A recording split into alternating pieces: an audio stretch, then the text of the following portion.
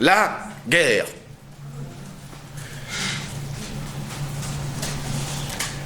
La guerre. Mais je vais être obligé d'un seul coup d'être plus modeste et de vous dire, nous allons essayer de se donner quelques éléments pour une anthropologie de la guerre. Pourquoi ? Parce que contrairement au sujet qui nous a occupé la semaine dernière, c'est-à-dire la guerre rituelle, sujet sur lequel il était extrêmement difficile de trouver ne serait-ce qu'un objet correspondant exactement à la définition du cours, quand on parle de la guerre, on a affaire à trop d'objets à la fois. La guerre, la notion de guerre rassemble des types de faits tellement nombreux et tellement différents qu'on va devoir évidemment être extrêmement humble dans l'appréhension de cette notion et des faits que cette notion recouvre. En fait, et ça me servira d'introduction, on rencontre deux difficultés quand on s'intéresse à la guerre d'un point de vue anthropologique. La première difficulté, c'est effectivement l'urgence de délimiter le terme. Pourquoi ? Parce que c'est un mot valise, qu'on s'en sert un peu n'importe comment.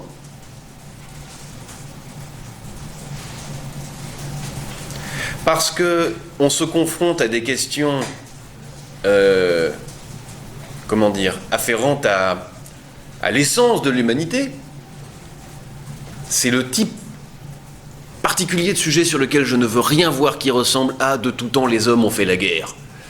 Pourquoi ? Parce que figurez-vous justement que c'est un sujet de conflit en anthropologie, un sujet de conflit très grave. En fait, en réalité, les archéologues l'ont beaucoup plus nourri que les anthropologues.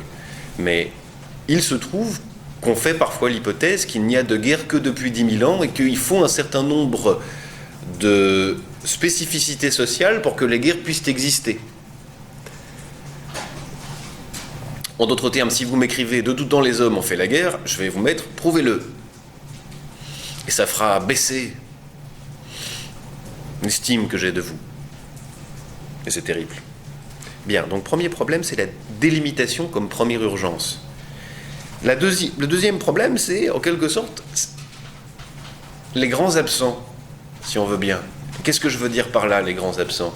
Je veux dire par là que l'essentiel des pères fondateurs de la sociologie, n'est-ce pas, qu'on étudie quand on commence la sociologie,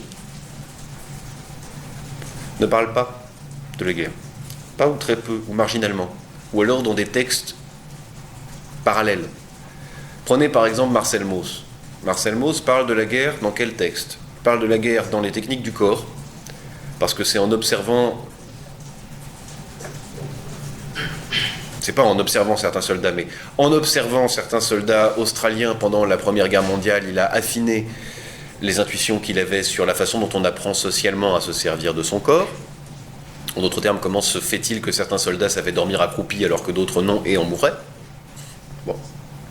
Et puis il en parle très abondamment dans ses lettres à Durkheim et surtout dans ses articles politiques dans l'Humanité. En revanche, alors que pourtant il a été frappé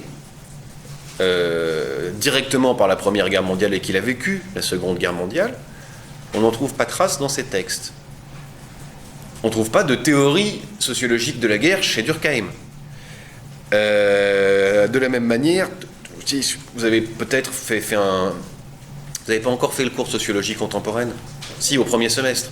Bon, si on vous parle d'Erving Goffman, de Becker, pas de grande théorie de la guerre. Bon.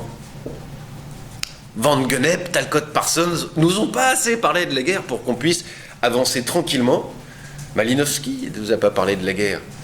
Il vous a parlé de la sexualité, c'est très bien. Mais la guerre ! Bon sang. Alors, un petit peu loin des terres de l'anthropologie, beaucoup plus proche de celle de la sociologie, nous avons une théorie marxiste de la guerre. J'ai envie de l'appeler plutôt théorie marxiste de la guerre parce que, bien qu'elle s'inspire de textes de Marx,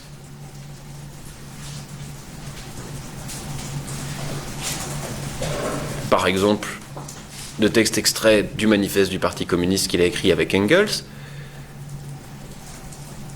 il semble qu'on en ait déduit beaucoup plus que ce que le philosophe a lui-même pensé. Alors, cette théorie marxiste de la guerre,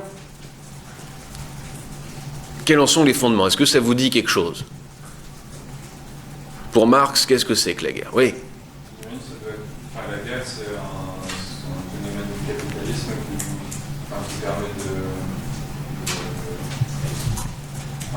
pour Marx, en fait, je ne sais pas, mais pour les marxistes ensuite, s'ils vont être internationalistes et opposés à la guerre, parce qu'ils disent que la guerre, c'est toujours la guerre désolitaire entre eux pour les profits des bourgeois qui vendent les armes et qui, comme ça, contiennent les tensions dans la société, les canalisent dans autre chose que dans la lutte des classes. Et du coup, c'est des bourgeois.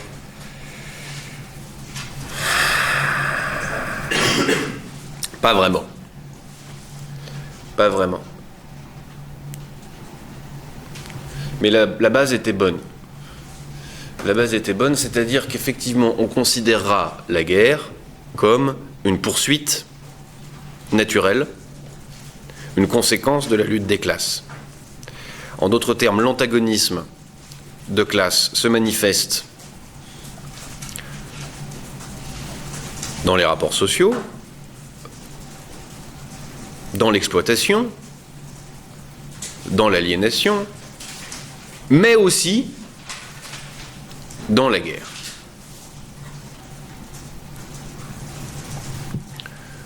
En d'autres termes, c'est la lutte des classes, et entendez à travers ça aussi bien la concurrence économique entre les riches et les pauvres qu'entre les riches et les riches. C'est cet état de tension économique permanent qui va découler dans un état de guerre. Ce qui amène Lénine, par exemple, à dire « nous sommes fondés à ce titre à identifier de bonnes guerres, des guerres justes et des guerres mauvaises. Il y a des guerres qui consistent en l'émancipation, en un effort d'émancipation des classes dominées.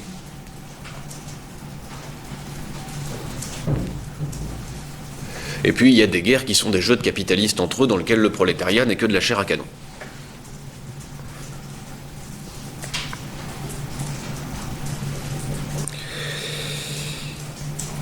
Il faut réinscrire ça dans un contexte marxiste de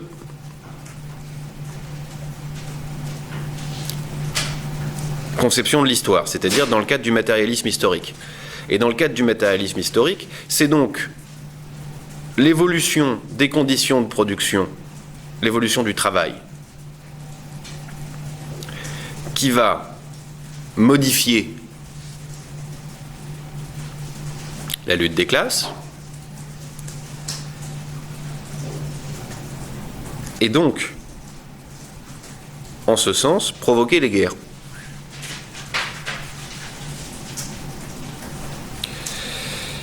Il me semble que cette approche-là, bien qu'elle ait des qualités, nous intéresse assez peu du point de vue anthropologique. Pourquoi? D'abord parce que elle ne s'intéresse pas aux cultures de guerre. Pour le dire encore autrement, elle ne s'intéresse pas au sens que les individus donnent à ces pratiques guerrières.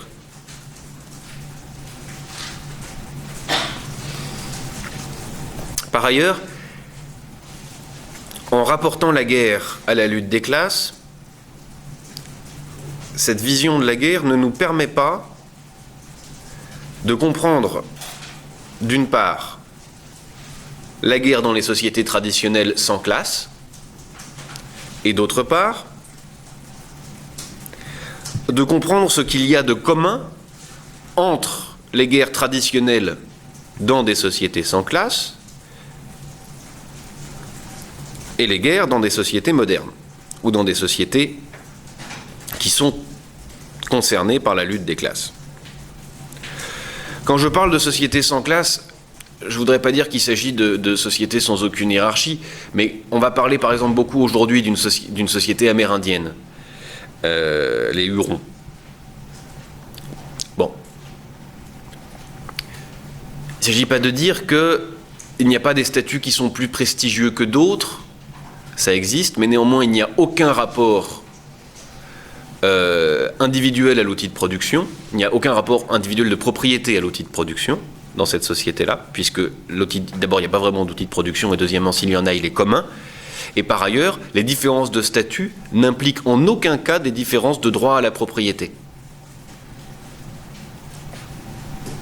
Bien. Ou alors de manière marginale.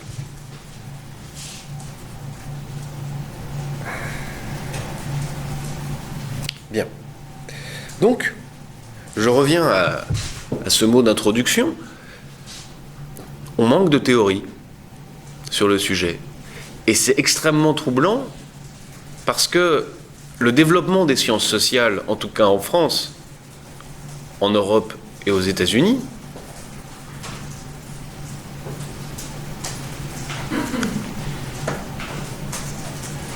est concomitant d'une période qui a connu les 2 plus grandes guerres mondiales. C'est un peu absurde ce que je viens de dire, mais est concomitant d'une période où la guerre a pris une place décisive dans la vie des hommes de ces pays-là.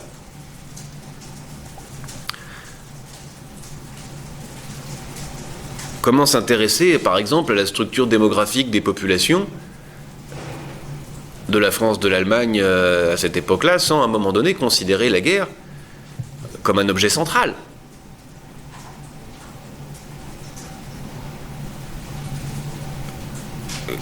Sachant que, par exemple, Durkheim et Mauss seront plutôt pris comme objets centraux le suicide, le don, la religion, la division du travail social, le corps, tout objet qui aurait pu rapporter à une théorie de la guerre.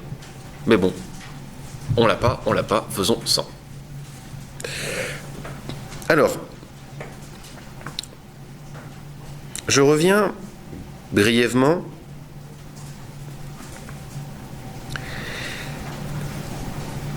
à cette qualité de la guerre comme mot valise, c'est-à-dire comme mot qui veut dire tout et n'importe quoi. On peut dire de la guerre que c'est un mot valise, on verra peut-être un signifiant flottant tout à l'heure, au moins à 2 titres. D'abord, dans le registre militaire, le mot guerre peut être utilisé pour décrire des types de faits complètement différents.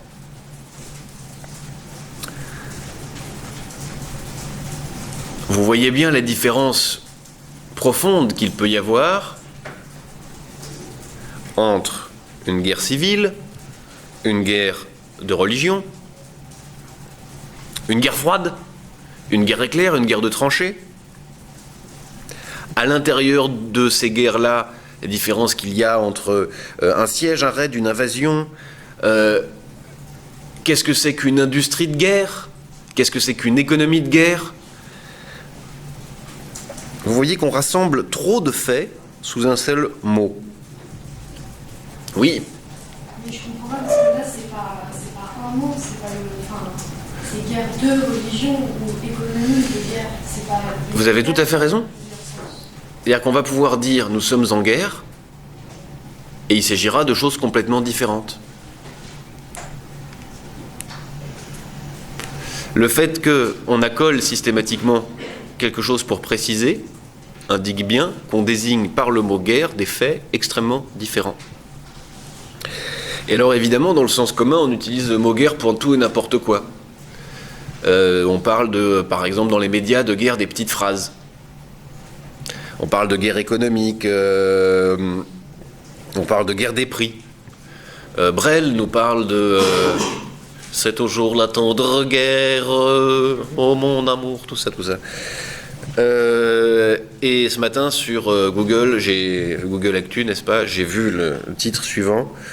Peu importe, le prenez pas en note, mais Youzoul, le youtubeur, entre en guerre contre la fachosphère. Bref, peu importe, hein, mais on utilise vraiment le terme à tort et à travers. La plupart du temps, il existait une armée de métier et une armée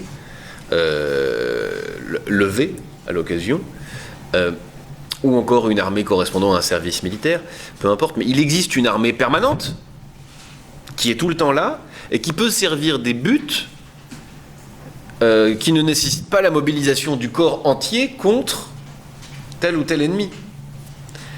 quand telle armée coloniale... Oui. C'est que des outils d'identité. Vraiment, vous avez senti votre identité modifiée la dernière fois que l'armée française est intervenue en Afghanistan? Oui. C'est pas, il n'y a pas d'enjeu d'identité pour nous parce que nous, on va être dans des... Oui, mais attendez, nous, c'est une position intéressante. Ça veut dire qu'il y a des États dans lesquels la chose militaire est en quelque sorte détachée de ce qu'on pourrait appeler l'usine du social, là où ça se fabrique, de la sociogenèse. On a créé une fonction à part qui répond à des buts qui ne sont plus des buts de socialisation. En tout cas, on va finir par faire cette hypothèse. Et il est assez probable que c'est ce qui distingue très très profondément la guerre dans des sociétés traditionnelles et la guerre dans des sociétés modernes. J'ajoute même, on est au XIIe ou au XIIIe siècle, une cité italienne. On va faire une guerre à la cité d'en face parce que vraiment ils sont vilains. Ou bêtement parce qu'on a des intérêts économiques dans cette guerre-là. Par exemple, s'emparer d'un port. On est Florence, on veut Pise. Padoue, je crois. Voilà, des intérêts économiques. Mais on peut payer des mercenaires pour le faire. C'est un acte économique pour un gain économique. On n'a pas besoin d'engager tout le corps de la cité, son identité. J'entends bien que c'est parfois possible. J'essaye de vous dire que ça n'est pas le corps de la définition. Vous aviez une question et je vous ai interrompu. Je veux dire que l'enjeu d'identité autour de la guerre en Afghanistan ou du Mali, c'est pas un enjeu de nous, la population, c'est un enjeu de l'État de se constituer en tant que gendarme du monde, de se placer dans des grandes puissances. C'est un enjeu de tout, mais il y a toujours un enjeu.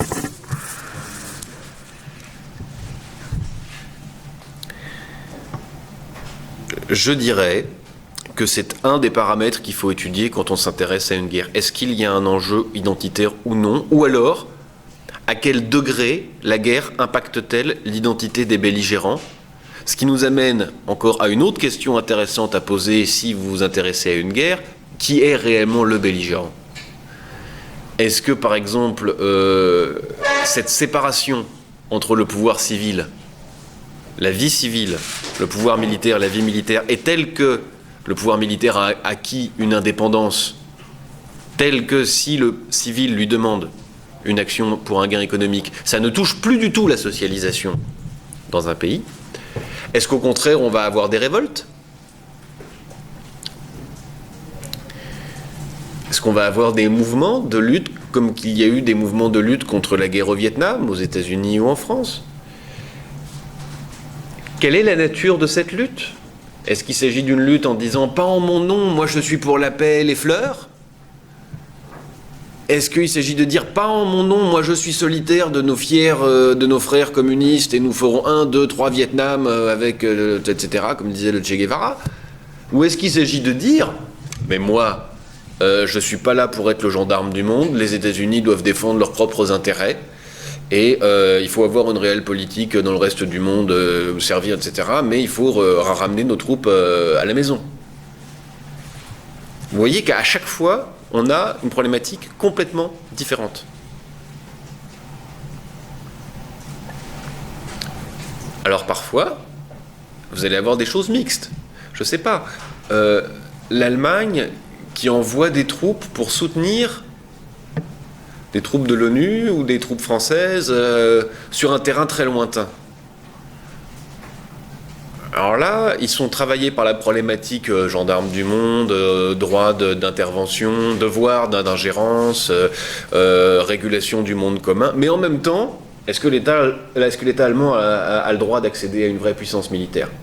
Et est-ce qu'on peut gérer notre passé de telle sorte qu'on en est à ce point-là fait table rase, qu'on se réautorise à devenir une puissance militaire? Et un problème économique.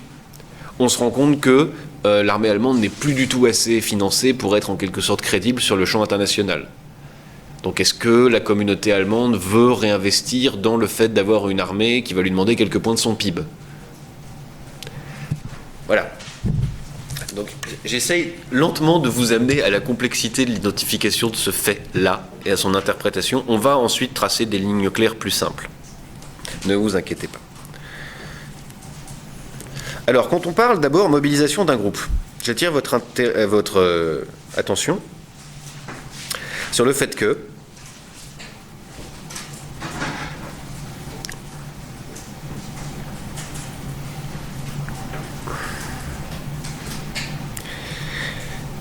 cette sélection va se faire ou pas, et se faire de manière différente selon les cas.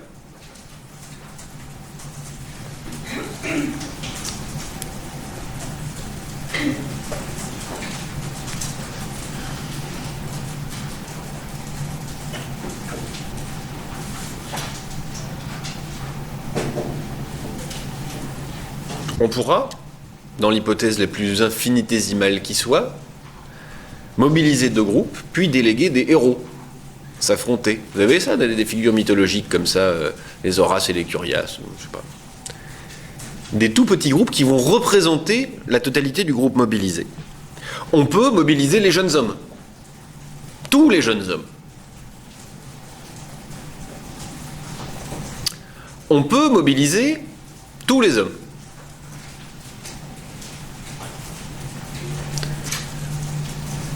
On pourra mobiliser,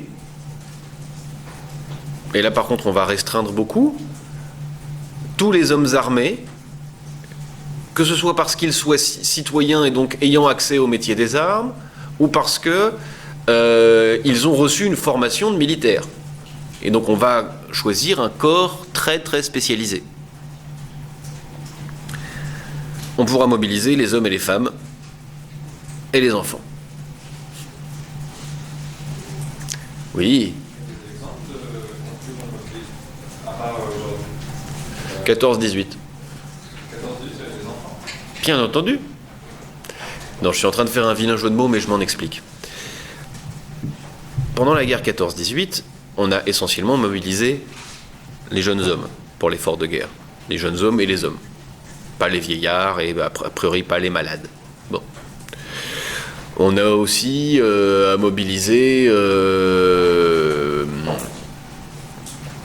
pour l'effort de guerre un certain nombre de femmes qui sont allées travailler soit en tant qu'infirmières, soit dans les usines d'armement, soit remplacer des hommes dans les postes qu'ils avaient délaissés parce qu'ils étaient partis au front, etc., etc., soit prendre de nouvelles fonctions. Mais par ailleurs, regardez les affiches de l'époque. Il s'agit très clairement, surtout un peu avant la Première Guerre mondiale, de repeupler la France pour envoyer des soldats. Quand on faisait des enfants, on faisait des soldats. Donc je sais bien que là je suis en train d'utiliser du symbole. Mais très clairement, avoir un enfant, c'était repeupler la France pour qu'elle soit suffisamment nombreuse et armée pour battre l'Allemagne. Bon. Et ne pas en avoir surtout, c'était faire le jeu de l'ennemi. C'était être une femme frivole. Bien. Il y a un autre exemple qu'on peut utiliser facilement parce que vous le connaissez à cause du film 300. De la même manière, donc dans la Sparte antique, un enfant de citoyen. C'est d'ailleurs probablement parce qu'ils ne savaient pas suffisamment se servir des esclaves dans la guerre que les Spartiates ont connu un déclin si rapide. Mais enfin, peu importe. Les enfants étaient d'abord sélectionnés comme soldats, comme des êtres robustes, etc., qu'on sélectionnait d'abord à la naissance, puis ensuite au cours de leur moment d'éducation qu'on appelait l'agogé, où on les envoyait dans la nature se former à la vie dure, à l'autonomie, etc. Donc c'est vraiment, on formait du soldat. Bon.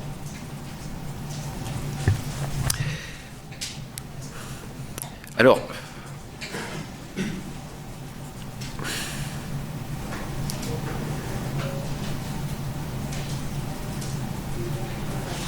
on peut se demander, on peut vraiment se poser la question de savoir pourquoi est-ce qu'il y a si peu de femmes dans la guerre d'habitude. Oui, alors juste un autre truc.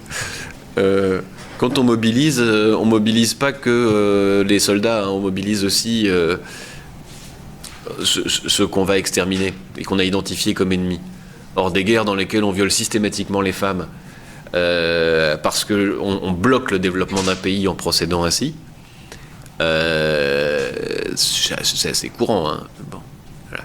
Donc on les mobilise aussi comme ennemis. Donc, et par ailleurs, dans le cadre d'une guerre civile,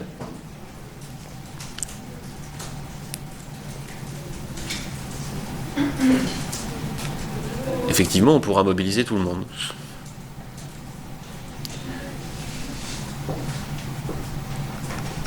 Bien. Et est-ce qu'on n'a pas des exemples dans lesquels, effectivement, on se servait des enfants comme informateurs? Enfin, je n'ai pas tellement besoin de le démontrer, mais il me semble évident qu'on peut monter jusque-là. Est-ce que vous n'avez pas vu les enfants de troupes des régimes militaristes défiler au garde à vous parce que les enfants étaient mobilisés?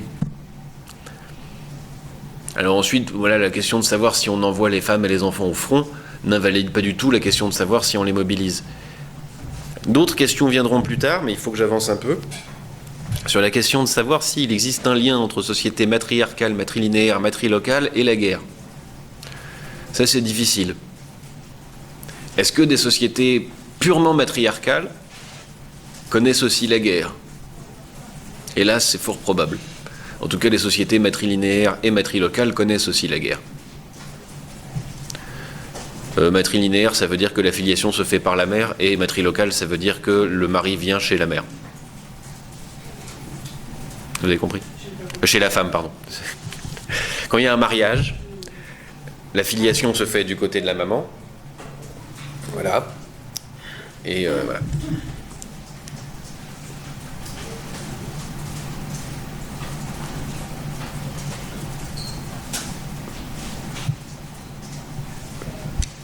Bien.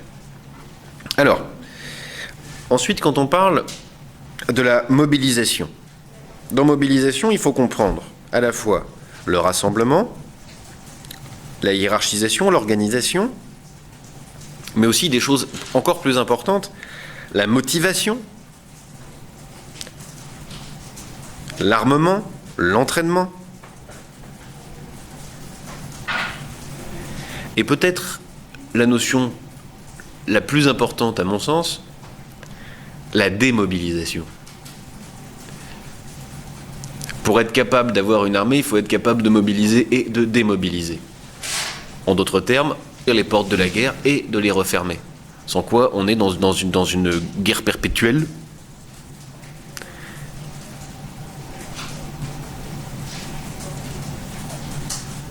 Une société qui serait purement militaire. On peut atteindre certains niveaux sociaux où effectivement on est quasiment tout le temps dans l'état de guerre. Ce que je veux dire par là, c'est qu'on a un groupe mobilisé et cohérent qu'à partir du moment où si le chef dit stop, on s'arrête. Voilà. Bien.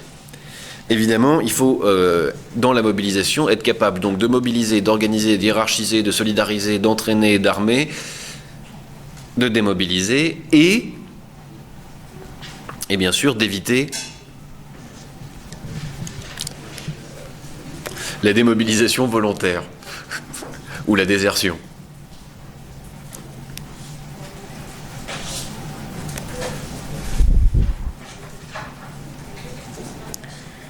Alors,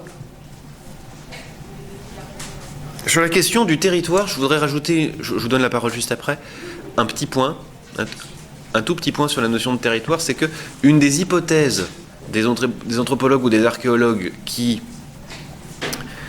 avancent l'idée que la guerre serait récente dans l'histoire de l'humanité, c'est-à-dire à peu près moins de 10 000 avant Jésus-Christ, serait que une des conditions pour entrer en état de guerre, c'est d'être une population sédentaire. Les populations nomades n'étant pas guerrières. Quand on a une série de populations nomades, on n'aurait pas de guerre, alors qu'on commencerait à avoir une guerre à partir du moment où il y a des territoires. Donc, si on a un territoire et une population nomade, il peut y avoir guerre, mais si on a deux populations nomades, il n'y aurait pas guerre.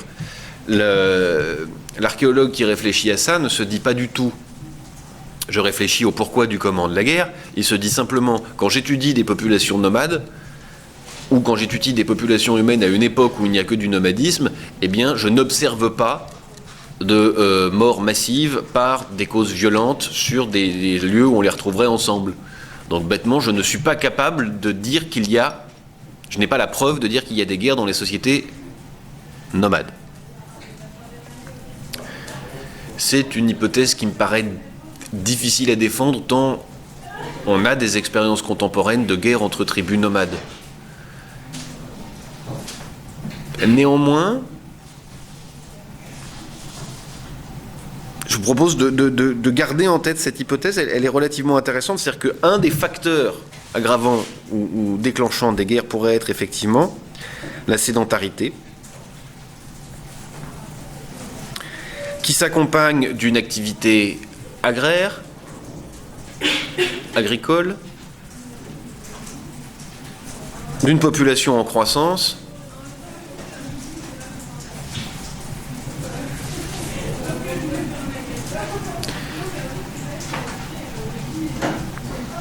vous cuisez pas trop avec ce soleil, ça va? Si? Peut-être vous pourriez baisser le store, je sais pas. Non, je dis ça simplement par culpabilité parce que c'est moi qui les ai relevés. Et personnellement, je cuis, mais avec plaisir. Donc c'est pas pareil.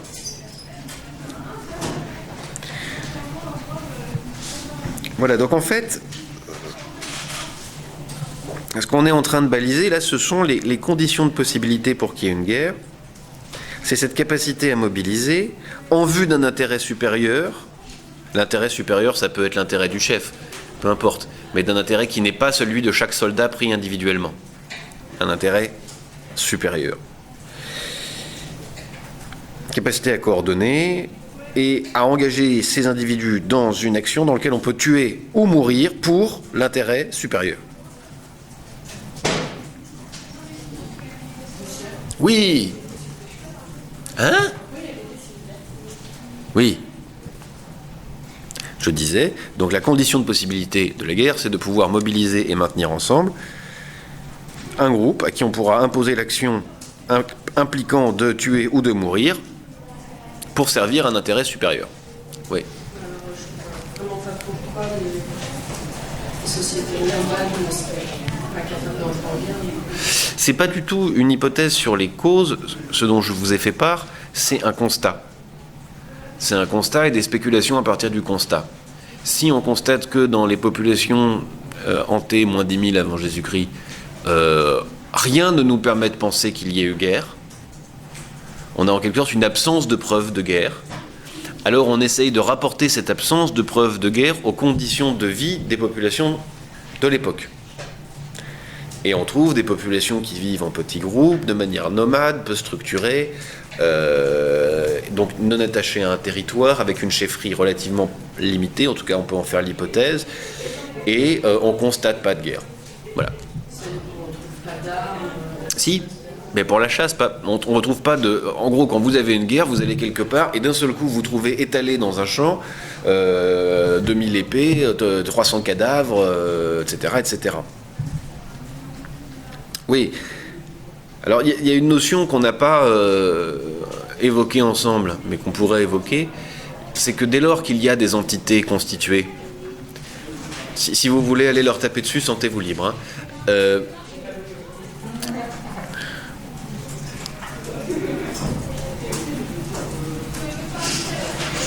Vous voulez pas? Bon. Vous m'excuserez, mon langage va être un tout petit peu fleuri. Vous voulez pas la fermer un peu, bordel? Voilà, c'est fini.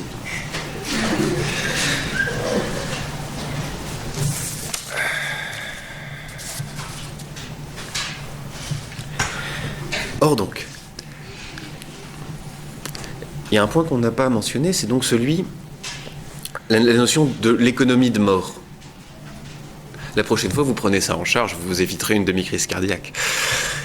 La question de l'économie de mort, c'est-à-dire par la sélection des combattants, par la ritualisation, par la sélection des combattants entre eux, on peut aboutir à la gestion des conflits avec une économie de mort. Si par exemple, il existe des guerres récurrentes entre deux groupes armés qui ne délèguent que de jeunes hommes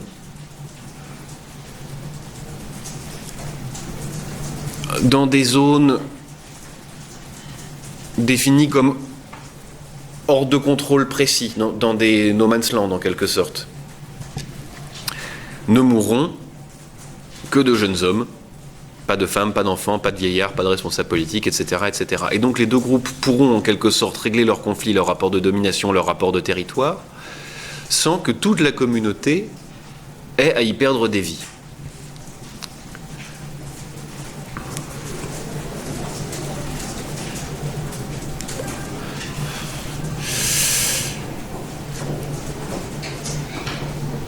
On pourra aussi donner à la guerre des fonctions sociales de régulation à l'intérieur d'une société traditionnelle où habituellement il y a très peu de capacité de mobilité sociale.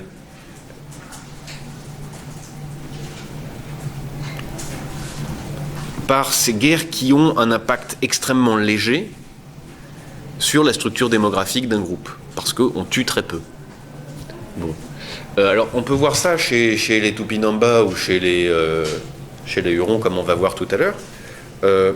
On peut voir ça aussi dans des grandes batailles contemporaines qui faisaient un nombre de morts extrêmement limité. Vous voyez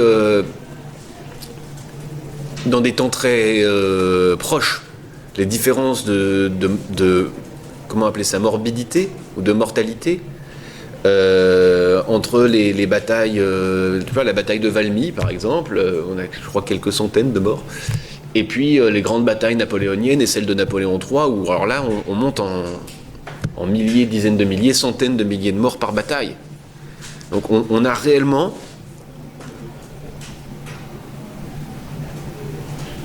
en quelque sorte une image déformée des batailles et des guerres depuis les guerres napoléoniennes et les guerres mondiales, ou les guerres de l'opium en Chine, qui ont aussi été particulièrement mortifères. Les batailles peuvent être aussi pensées comme des lieux où des corps spécialisés, sélectionnés, limités, vont s'affronter, permettant ainsi une économie de mort dans la gestion d'un conflit entre deux entités largement plus peuplées. Voilà, aussi simplement que ça.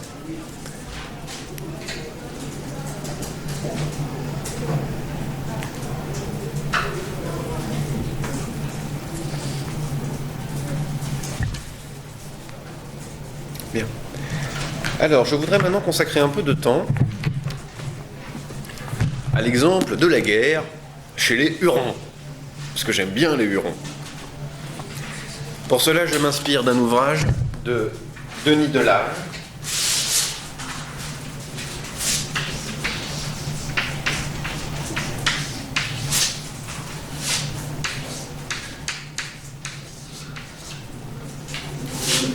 qui s'appelle Le pays renversé.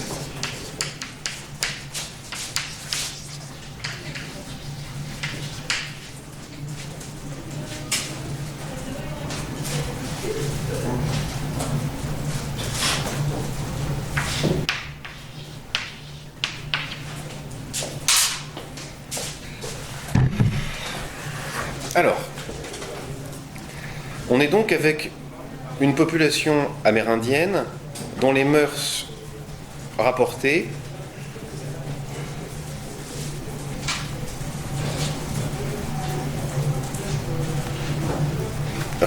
ma phrase est mal construite. On a donc une population amérindienne dans la région du Québec et des Grands Lacs, et elle est décrite, on travaille à partir des observations et des descriptions de la fin du XVIe siècle et du début jusqu'à la fin du XVIIe siècle. Donc, mettons de 1580 à 1664. Voilà. Ou 1680 parfois. Donc on nous décrit en quelque sorte cette société-là au moment de la rencontre avec les envahisseurs européens, et notamment les jésuites qui nous ont en détail relaté les manières de vivre de cette population-là. Alors, oui, les Hurons. Vous savez pourquoi ils s'appellent les Hurons ?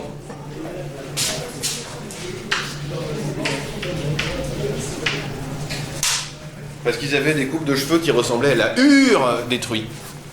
Enfin, des laits de sanglier. Non, c'est pas très charmant, mais c'est comme ça. Donc on les a appelés les Hurons.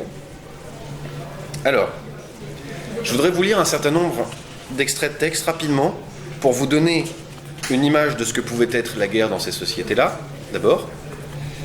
Et ensuite, on va essayer de se tracer un tableau comme ça de fonction de la guerre dans une société moderne et dans une société traditionnelle. Sachant que les deux se font face, c'est ça qui est le plus intéressant. C'est-à-dire qu'à ce moment-là, on a des batailles entre deux modèles de guerre radicalement différentes. J'ai envie de les égorger. Mais ça se fait pas. Hein. Ça se fait pas. Bon. Alors. D'abord, un texte sur les échanges économiques. Ce qui me semble intéressant d'un seul coup de faire un petit clin d'œil à Marx, vous allez comprendre. Pratiqué au seuil de la guerre et de la paix dans des zones hors de contrôle, risquées, le commerce accourt dans les formes qu'imposent la nécessité de conjurer l'incertitude et l'hostilité. Comment s'assurer des intentions de l'autre? Essentiellement en faisant montre de générosité à tour de rôle. Aussi, les taux d'échange sont stables, fixés par la coutume et partie du traité. Il n'est jamais question de barguigner ou de lésiner, ce serait faire montre d'intentions suspectes. C'est donc un scénario de générosité qui se joue. A fait montre de prodigalité et place B en position de débiteur. B rend et fait montre de prodigalité, etc., etc. Donner davantage, c'est témoigner de son amitié, de sa volonté de maintenir de bonnes relations et ainsi assurer une réserve de crédit pour l'avenir. À telle foire annuelle, un partenaire quitte-t-il débiteur, il se reprendra à la prochaine. À long terme, on est quitte. À court terme, le souci de prodigalité excessive permet de prémunir contre les transactions trop serrées, source de friction. Donc d'abord, on a une façon de faire du commerce qui est quasiment pensée pour éviter la guerre. C'est-à-dire que pour éviter tout conflit, toute concurrence, etc., en fait, le but du commerce, c'est d'étouffer l'autre avec ses cadeaux. Bon. Par ailleurs, évidemment, cette richesse-là sera redistribuée à l'intérieur du groupe. Il s'agit d'une prestation collective. Bien. Alors,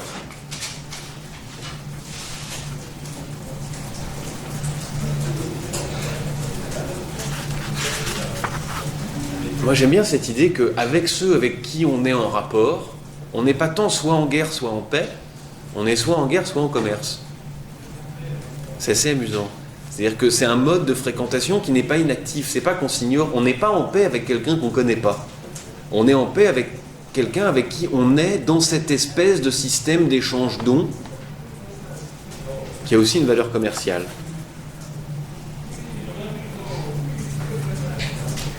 Bon, système matrilinéaire, matrilocal. Hein. Et puis par ailleurs, on valorise plus les femmes que les garçons. Par exemple, si on tue dans la société huronne une femme, il faudra donner 40 cadeaux en échange. Alors que si on tue un homme, il ne faudra donner que 30. Ça peut vous paraître anecdotique, mais néanmoins c'est important. C'est une société assez particulière où on ne crie pas sur les enfants, on ne bat pas les enfants, on respecte les femmes plus que les hommes. Elles ont évidemment une liberté sexuelle très importante, très drôle. Vous savez comment ça se passe? Alors, avant le mariage, elles font l'amour avec qui elles veulent. À un moment donné, si elles tombent enceintes, il faut qu'elles choisissent un mec avec qui se marier. Alors là, elles l'essayent. Elle l'essaye, donc la famille du mari vient, enfin du peut-être mari, donne un cadeau, et là, elle essaye son mec pendant une semaine. Et ils couchent ensemble plusieurs fois, tous les soirs pendant une... Alors si ça lui plaît, alors elle dit d'accord, sinon, non. c'est un système assez éloigné du nôtre, peu importe. Bon, alors, le système politique huron, et iroquoien en général, constitue un exemple particulièrement intéressant de démocratie réelle, fondée sur... Alors, je vous épargne l'essentiel de la description, c'est très simple. Chaque petit groupe de huttes possède un sachem, c'est-à-dire un représentant. Hein, bon. Tous les villages possèdent un sachem, des sachems de petits groupes de huttes. Hein. Donc on a déjà un conseil des sachems à l'échelle du village. Tous les ensembles de villages possèdent un sachem des ensembles de villages. Hein. Et puis ensuite, il y a les sachems des tribus et les sachems de la confédération de tribus. Donc on a tout un niveau comme ça de système de délibération, sachant qu'aucun n'a autorité sur l'autre. D'accord ? Donc si le grand sachem de la confédération de nations trouve que la façon de faire du petit sachem de la plus petite hutte, c'est pas bien, il peut rien lui dire. Il n'y a pas de police et il n'y a pas de tribunaux.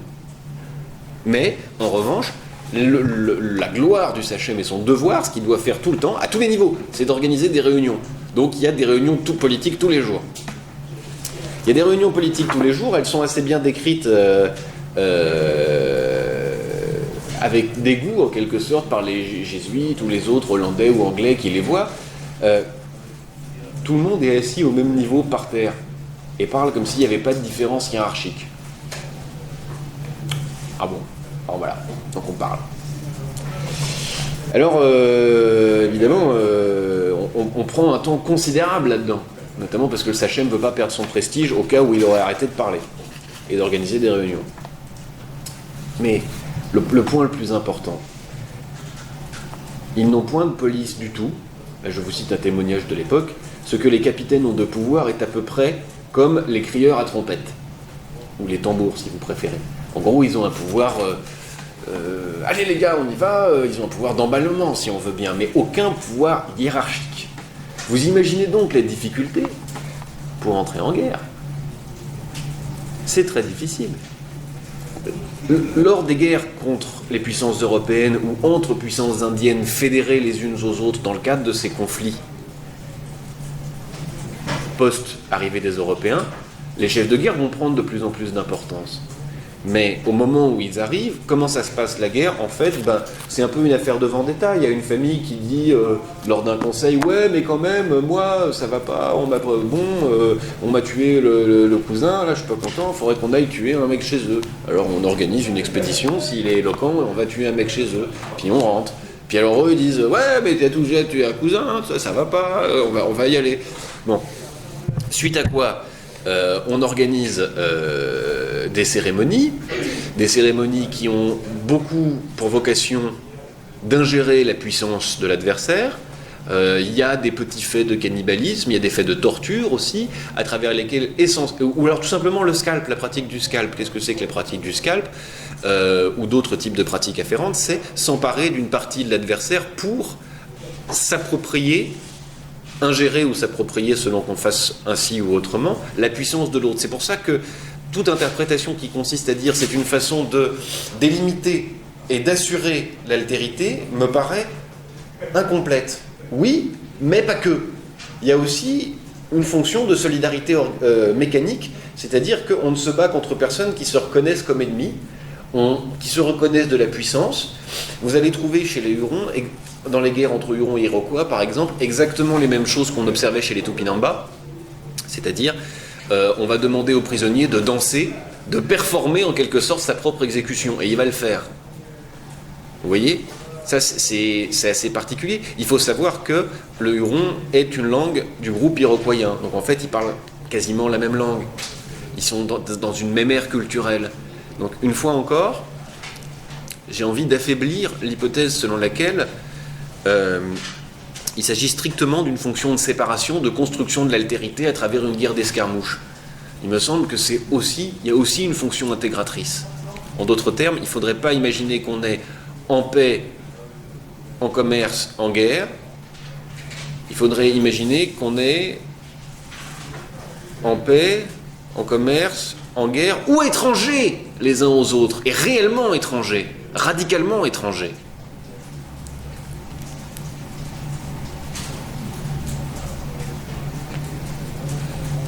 C'est amusant d'ailleurs comme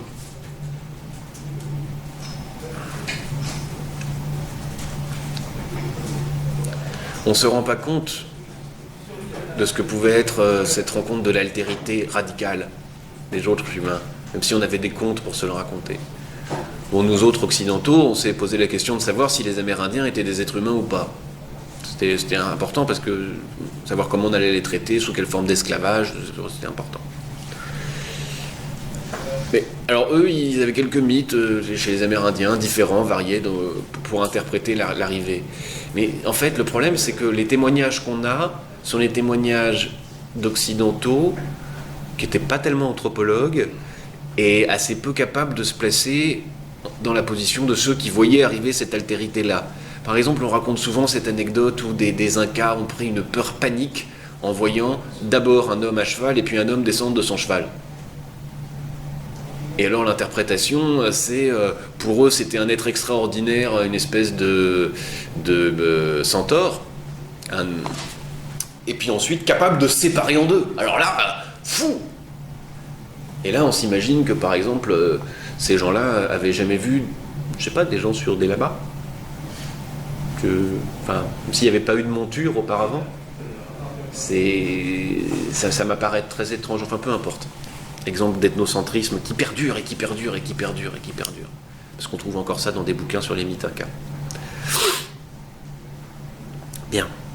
Alors, quelle heure est-il? Tout va bien. Vous voyez que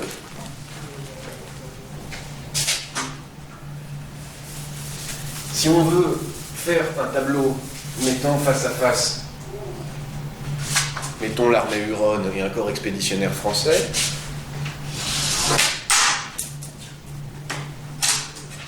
ou l'armée telle qu'on la connaît aujourd'hui dans les sociétés modernes, vous avez d'un côté une armée permanente,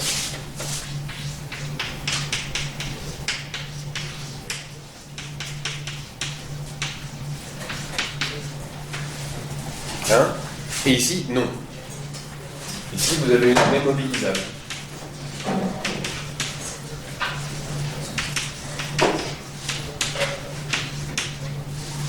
Ah oui.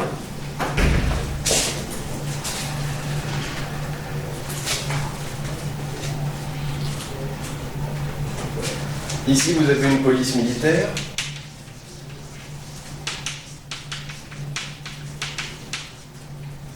Qui va avec une mobilisation, un ordre de mobilisation. Ou pas, ça dépend. En tout cas, une mobilisation. Alors qu'ici, il y a effectivement mobilisation, mais sur la base d'une libre participation.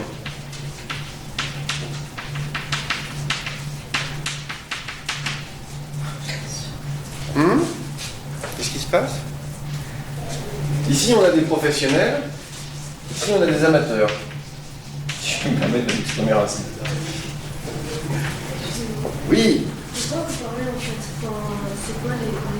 Ah, vous n'avez pas écouté ce que j'ai dit. J'ai dit ici, c'est les Hurons, hein, et ici, c'est une armée moderne. Tout va bien? Alors, parmi les rites entre les deux, vous allez voir, c'est assez étonnant. C'est à l'intérieur des rites. Ici, il peut y avoir par exemple l'hommage aux soldats inconnus. Dans une société traditionnelle, il ne peut pas y avoir d'hommage aux soldats inconnus. Comme la gloire est essentiellement personnelle et dans l'exploit individuel, ah, ça alors, vous y.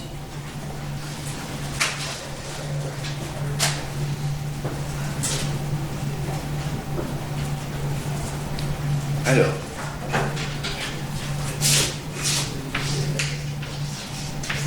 ici, on va pouvoir identifier le prestige du soldat, qui sera gratifié par exemple d'une médaille militaire ou de montée en grade. Face à quoi vous avez dans la société huronne le prestige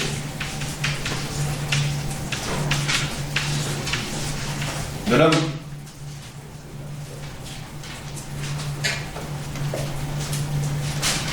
Vous allez avoir ici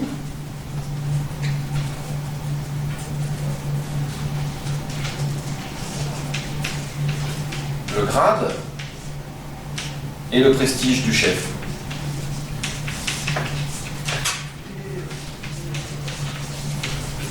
Mais son grade suffit à définir son autorité.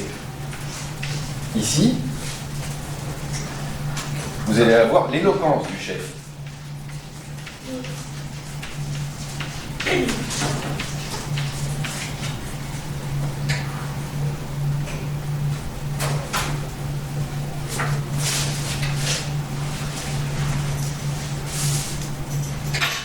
Ici, vous allez avoir un groupe très différencié, hiérarchisé. On pourrait dire spécialisé. Ici, vous allez avoir au contraire un groupe homogène.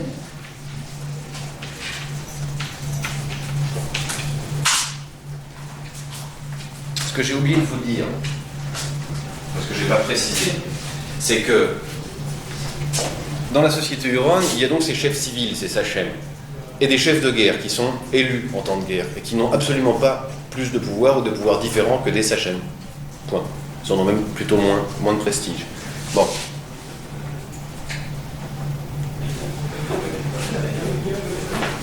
Moi, ce que je vois fondamentalement à travers ces deux types de faits qu'on peut observer, ces deux façons de faire armée, ces deux façons de faire guerre,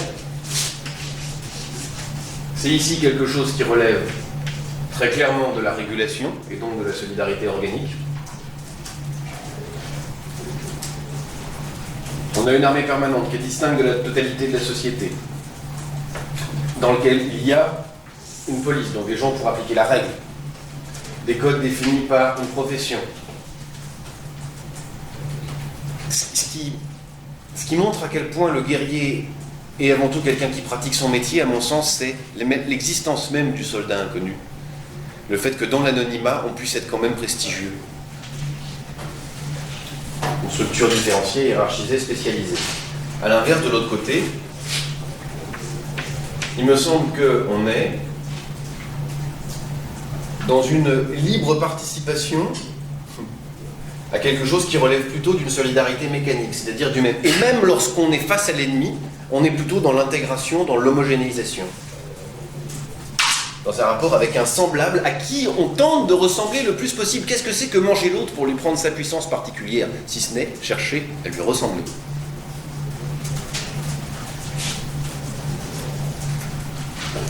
C'est un peu comme si les Allemands avaient attaqué la Russie en disant « on veut devenir des Slaves ».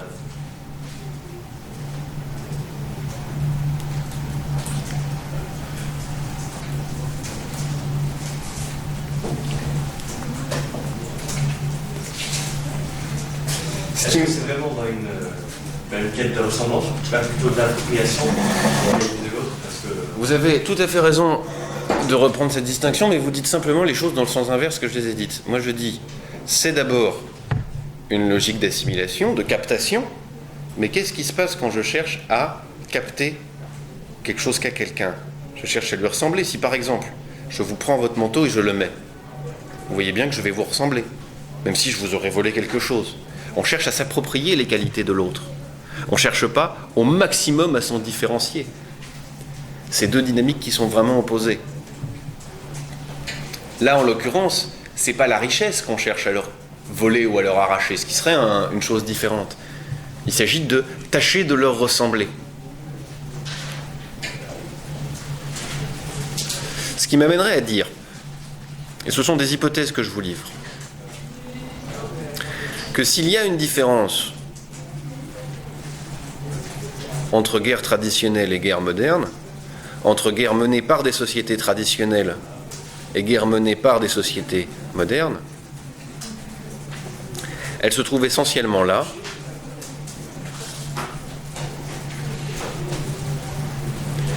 la guerre traditionnelle cherche à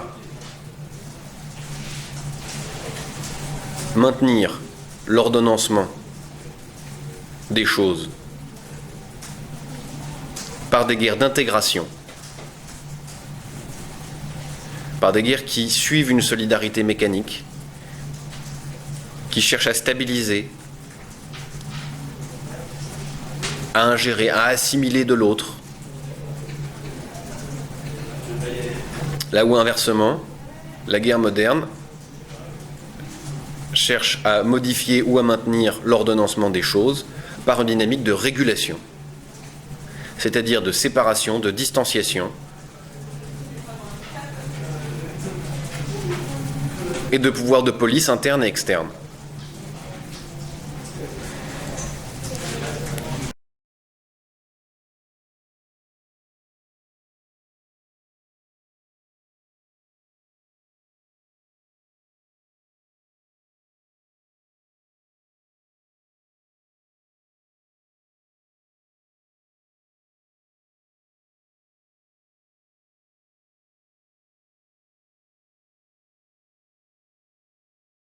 Je vais apporter mon écho à la journée gouvernementale proposée mardi de lutte contre le complotisme.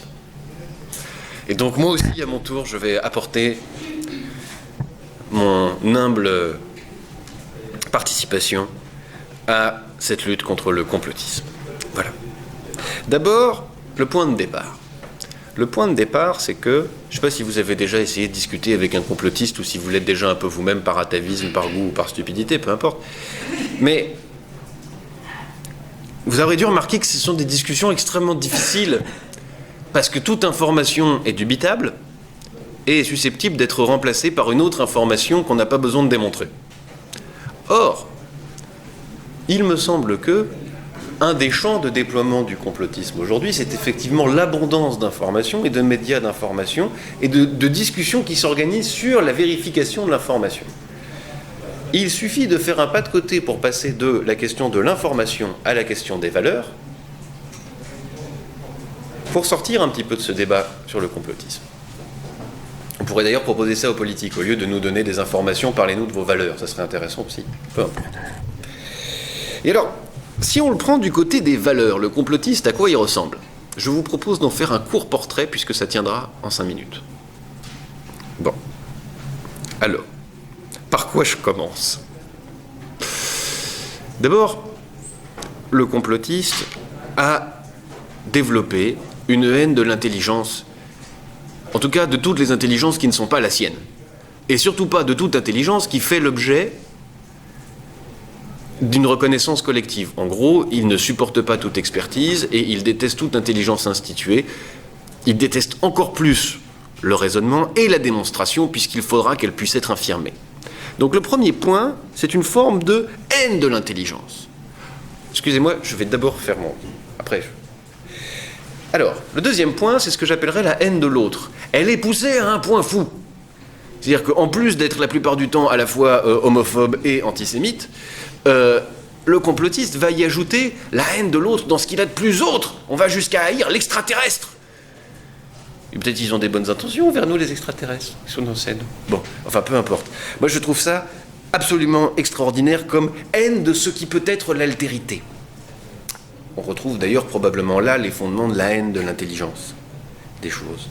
Alors, par ailleurs, en plus d'être dans la haine de l'autre et dans la haine de l'intelligence, c'est un fainéant. Le complotiste est un fainéant, ontologiquement. Je veux dire, croyez-vous que, par exemple, il se crée une armée secrète, une armée résistante pour débusquer et haussir le grand méchant loup ? Je veux dire par là le groupe Bilderberg, Illuminito, juif, américano, extraterrestre. Faut que je me méfie, parce que quand je fais ça, on va me prendre pour un Illuminati aussi. C'est quelqu'un qui, par ailleurs, a un syndrome victimaire intéressant. Il a sublimé l'impuissance. C'est-à-dire que non seulement il y peut rien faire, il peut pas se mobiliser. Quand, par exemple, la lutte contre le patronat, la lutte contre les puissances de l'argent, c'est quelque chose qui a une certaine histoire. Au XXe siècle, on peut toujours le faire, au lieu de rester derrière son écran à attendre de se faire écrabouiller par un système social auquel on ne participe plus. Bon. Donc, je dirais que on a inventé un moyen de rien faire, à fumer des joints et à boire des bières devant son écran, en se sentant quand même en soi une intelligence et un rôle presque de martyr formidable, puisqu'on a vu une vérité quelque part à travers le néant qui nous est imposé, et qu'on va rien faire et qu'on va souffrir. C'est assez particulier. Bon. En ce sens, je dirais qu'en plus d'être fainéant dans la haine de l'intelligence et la haine de l'autre, et dans une forme de victimisation qui sublime l'impuissance, donc c'est aussi un impuissant, n'est-ce pas ? Des gens qui sont plutôt dans l'inaction, c'est-à-dire l'irresponsabilité, ils ne prennent pas de responsabilité dans les choses, à part peut-être dans des aboiements plus ou moins rentables, parce qu'effectivement, ça peut rapporter beaucoup d'argent de vendre du complotisme à des idiots. Bon. Enfin, et là je pousse un cri du cœur, ce sont souvent des personnes qui feraient bien d'aller, avec moi d'ailleurs, sur différents terrains, rencontrer des homosexuels épanouis, parce qu'il me semble qu'il y a de l'homosexualité refoulée dans le complotisme. Je m'explique. Le complotisme a une histoire en France depuis bien longtemps, mais même depuis Voltaire, on nous parle, tenez, de ce point spécifique du juif, avec son sexe immense et pendant, qui vient nous corrompre, nous, Français. Alors ensuite, vous avez Céline, qui a inspiré un plagiat de Dieudonné, qu'il a repris mot pour mot, quand il écrit qu'il veut sodomiser le juif qui le sodomise. J'ai bientôt fini. Non, c'est intime. Voyez-vous? Ah mais c'est important parce que c'est des choses qui balisent le champ politique aujourd'hui. Donc voyez-vous, mais tant qu'à vouloir aussi collectivement sodomiser celui qui sodomise, mais allons-y, amusons-nous les enfants, arrêtons de raconter des bêtises, ça sera plus sympathique. Voilà. Sur ce, j'en ai terminé.